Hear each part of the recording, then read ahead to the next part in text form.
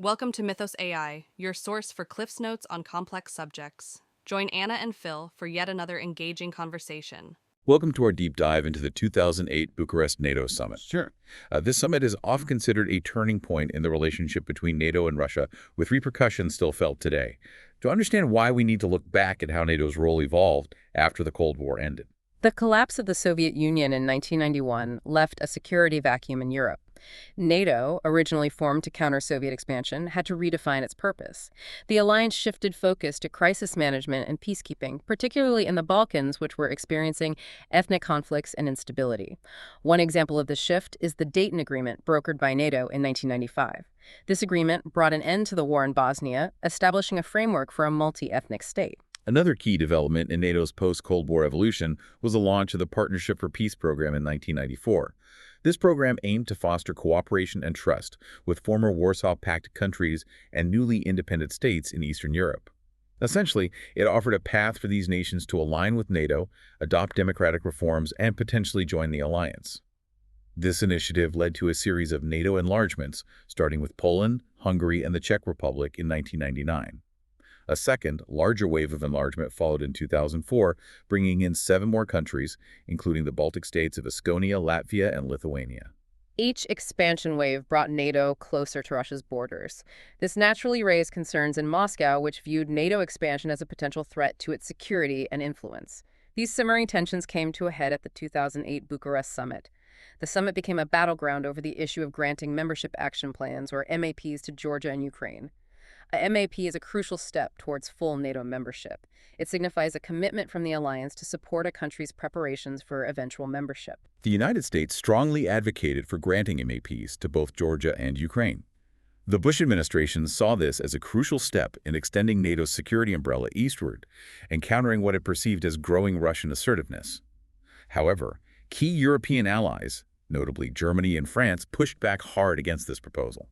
Germany, at the time heavily reliant on Russia for natural gas, feared that granting MEPs would jeopardize this crucial energy relationship and lead to economic retaliation from Moscow.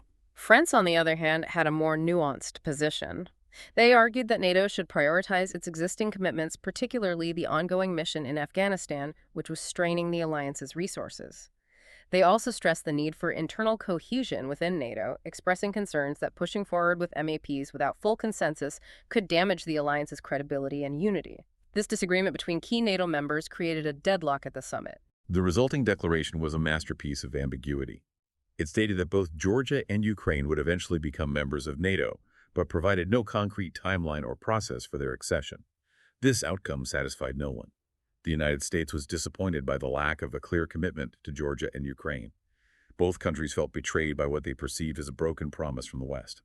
And Russia, despite its vocal opposition to NATO expansion, was given no real concessions and viewed the ambiguous promise as a potential future threat. Adding fuel to the fire was the presence of Russian President Vladimir Putin himself at the summit. Putin used the opportunity to deliver a blistering critique of NATO enlargement, characterizing it as a direct threat to Russia's security and a violation of past agreements. He warned of potential consequences if NATO continued to encroach on what he considered Russia's sphere of influence. This was a clear signal that Russia was drawing a red line in the sand. The Bucharest summit, while intended to be a demonstration of NATO unity and resolve, instead exposed deep divisions within the alliance and set the stage for future conflict. The ambiguous outcome of the Bucharest summit had a direct impact on the security situation in Georgia. Russia, already wary of Georgia's pro-Western leanings and aspirations for NATO membership, saw the summit as a confirmation of its fears. The situation was further complicated by the existence of 2 breakaway regions within Georgia, South Ossetia and Abkhazia. Both regions had strong ties to Russia and harbored separatist movements that sought independence from Georgia. Russia had been providing support to these separatists, exploiting ethnic tensions and frozen conflicts to maintain leverage over Georgia.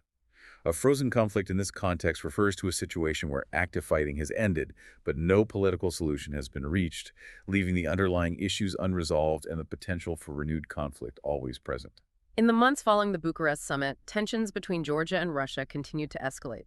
A series of skirmishes between Georgian forces and South Ossetian separatists in August 2008 provided the trigger for a full-blown conflict. Russia, citing its responsibility to protect ethnic Russians in South Ossetia, launched a military intervention into Georgia. The Georgian military, despite some Western training and equipment, was quickly overwhelmed by the Russian forces. Within days, Russia had gained control of both South Ossetia and Abkhazia, demonstrating its military superiority and resolve. While a ceasefire agreement was eventually brokered by France, the war had significant repercussions for Georgia, for NATO, and for the broader security landscape in Europe. The Russo-Georgian War exposed the limitations of NATO's security guarantees, particularly for countries aspiring to join the alliance but lacking the formal protections of Article 5. Article 5 is the cornerstone of NATO's collective defense commitment, stating that an attack on one member is considered an attack on all members. However, this commitment only applies to full members, not to aspirant countries like Georgia. The war also revealed a deep divide within NATO regarding the appropriate response to Russian aggression. Some members, like the United States, pushed for more assertive stance, including potential military aid to Georgia and stronger sanctions against Russia. Other members, like Germany and France, were more cautious, prioritizing diplomatic solutions and wary of provoking a wider conflict with Moscow. This internal disagreement within NATO ultimately resulted in a relatively muted response to the crisis. The alliance condemned Russia's actions and provided humanitarian aid to Georgia, but it stopped short of any significant military or economic measures. This lack of a forceful response had lasting consequences. It reinforced Russia's belief that it could act with impunity in its neighborhood without facing serious consequences from the West. The annexation of Crimea by Russia in 2014, following a similar pattern of exploiting instability and using military force to achieve territorial gains, can be seen as a direct consequence of NATO's hesitancy in 2008. The lack of a robust response to the invasion of Georgia may have emboldened Russia, leading them to believe that similar actions in Ukraine would also be met with limited resistance. The events of 2008, particularly the Bucharest summit and the subsequent Russo-Georgian War, had a profound impact on NATO's strategic thinking. The alliance was forced to confront the reality of a resurgent Russia willing to use military force to pursue its interests and challenge the existing security order in Europe. In the years following Bucharest, NATO began to reassess its posture in Eastern Europe. The alliance recognized the need to strengthen its deterrence capabilities and to demonstrate a credible commitment to the security of its members, particularly those bordering Russia. This led to a series of steps aimed at enhancing NATO's presence and readiness in the region. NATO increased its military exercises and deployments in Eastern Europe, focusing on improving interoperability and demonstrating solidarity with its allies. The alliance also established a rapid response force capable of deploying quickly to any potential crisis zone. Additionally, NATO began to develop new defense plans specifically tailored to counter potential Russian aggression. These plans focused on enhancing the alliance's ability to defend its members in the Baltic region, which was seen as particularly vulnerable to Russian pressure. Beyond these concrete military measures, the Bucharest summit also prompted a broader reassessment of NATO's strategic approach to Russia. The alliance recognized the need to balance its commitment to enlargement with the imperative of maintaining internal unity and avoiding unnecessary provocations. This led to a more cautious approach to further NATO expansion, with a greater emphasis on dialogue and confidence-building measures with Russia. However, despite these efforts, the fundamental tensions between NATO and Russia persisted. Russia continued to view NATO expansion as a threat to its security interests, and it remained determined to maintain its influence in its neighborhood. The annexation of Crimea in 2014 and Russia's subsequent involvement in the conflict in eastern Ukraine marked a further escalation of tensions. These events demonstrated that the lessons of Bucharest had not been fully learned. The ongoing conflict in Ukraine serves as a stark reminder of the challenges facing NATO in a rapidly changing security environment. The Bucharest summit's legacy is complex and multifaceted.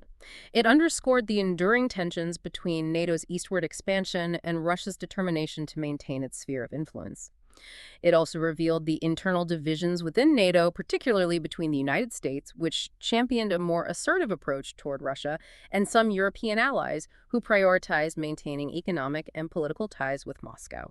These divisions hampered NATO's ability to forge a unified and decisive response to Russia's actions in Georgia, ultimately emboldening Moscow and setting the stage for future confrontations. The Bucharest summit in many ways represents a missed opportunity. It failed to provide clear security guarantees to Georgia and Ukraine, leaving them vulnerable to Russian pressure. It also failed to establish a clear framework for managing NATO-Russia relations, allowing mistrust and animosity to fester. The consequences of these failures are still being felt today.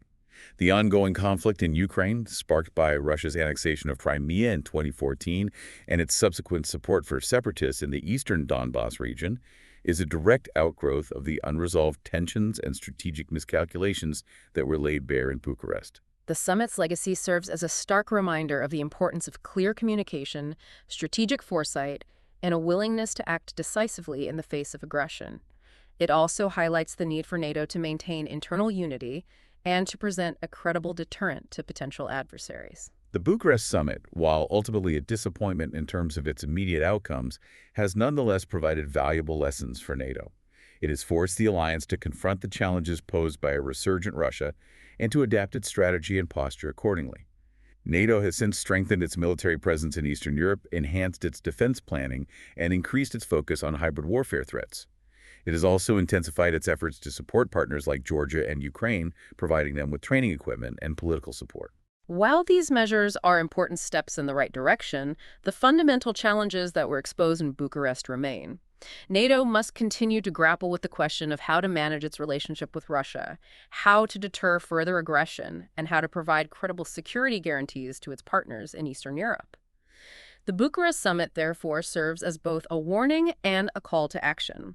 It is a warning against the dangers of ambiguity, indecision, and internal division. And it is a call to action for NATO to remain vigilant, united, and resolute in the face of ongoing challenges to European security. The events 2008 continue to shape the security landscape in Europe, and the lessons learned from Bucharest will continue to inform NATO's decisions and actions for years to come. We hope this deep dive into the 2008 Bucharest NATO Summit has provided you with a better understanding of this pivotal event and its lasting consequences. Thanks for listening to Mythos AI. Stay tuned for more concise insights. And remember to hit the like button and subscribe for future episodes.